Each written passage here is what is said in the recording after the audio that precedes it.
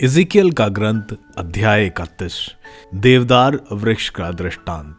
11वें वर्ष के तीसरे महीने के पहले दिन मुझे प्रभु की यह वाणी सुनाई पड़ी। मानव पुत्र, मिस्र के राजा फिरौन और उसके जन समुदाय से यह कहो, तुम अपनी महानता में किसके सदृश हो? मैं तुम्हारी तुलना लेबनोन के देवदार से करूंगा, जिसकी शाखाएं सुंदर और छाया जंगल जैसी थी, जो बहुत ऊंचा था, जिसकी चोटी बादलों का स्पर्श करती थी। जल स्रोत उसे सींचते थे। आगात ग्रत ने अपनी नदियों को उसे लगाने के स्थान पर चारों ओर प्रवासित कर अपनी जलधाराओं को वन के सभी वृक्षों के पास भेजकर उसे ऊंचा बनाया था। अपनी टहनियों को मिलने वाले प्रचुर जल के कारण वह वन के सभी वृक्षों से लंबा हो गया। उसकी शाखाएं बड़ी और उसकी डालियां लंबी हो गई। आकाश से सभी पक्षियों ने उसकी शाखाओं में अपने घोंसले बनाए। उसकी डालियों के नीचे मैदान के सभी पशुओं ने अपने बच्चों को जन्म दिया और उसकी छाया में सभी राष्ट्र निवास करते थे। वह अपनी विशालता में, अपनी शाखाओं के विस्तार में सुंदर दिखाई देता था, क्योंकि उसकी जड़ें प्रचुर जलधाराओं तक नीचे चली गई थी। ईश्वर की वाटिका के देवदार उसकी समता नहीं कर सकते। सुनावर वृक्ष उनकी शाखाओं की बराबरी करने में असमर्थ थे। उनकी शाखाओं की तुलना में चिनार वृक्ष तुच्छ थे।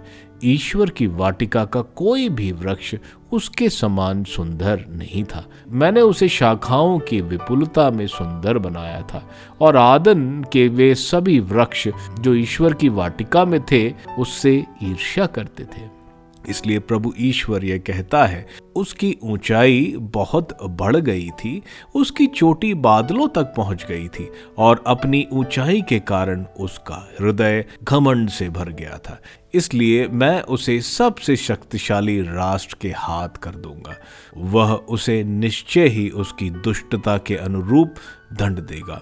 मैंने उसका परित्याग कर दिया है। राष्ट्रों में सबसे क्रूर विदेशी लोग उसे काट कर छोड़ देंगे। उसकी शाखाएं पर्वतों और सभी घाटियों में गिर जाएंगी, और उसकी टहनियां टूटकर देश के सभी जल मार्गों पर पड़ी रहेगी। पृथ्वी की सभी जातियां उसकी छाया त्याग कर चली जाएंगी। उसके ठूंठ पर आकाश के सभी पक्षी बसेरा करेंगे, और उसकी शाखाओं पर मैदान के सभी पशु निवास करने लगेंगे। यह सब इसलिए है कि जल स्रोत के निकट का कोई भी वृक्ष बहुत ऊंचाई तक ना बढ़े, उसकी चोटी गगनचुंबी ना हो, और जल से सिंचित कोई भी वृक्ष ऊंचाई में उसके तक ना पहुंचे, क्योंकि वे सभी मृत्यु के अधीन कर दिए गए हैं।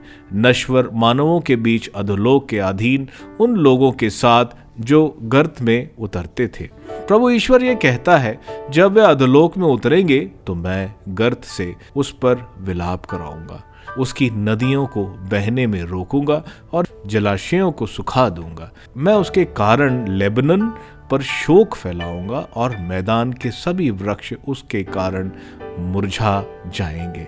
जब मैं उसे उन लोगों के साथ जो गर्त में उतरते हैं अधोलोक में ढकेलूंगा, तो उसके गिरने की आवाज से राष्ट्रों को कपा दूंगा।